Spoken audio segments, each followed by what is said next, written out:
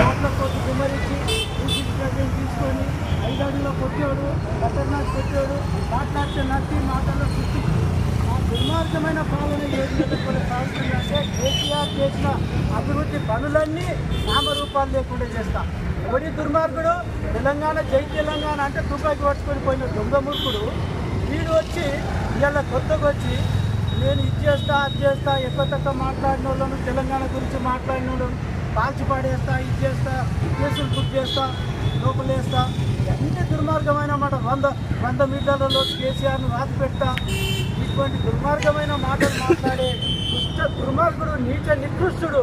ఇది ఎన్ని పేర్లు పెట్టాలో నాకు చుర్రాయిస్తలేదు. ఇంకా కొన్ని కొత్త పేర్లు చుర్రాయించుకుంటాను. కానీ ఇంత దుర్మార్గుడు నేను ప్రపంచంలో చూడలేదు, వినలేదు, కనలేదు.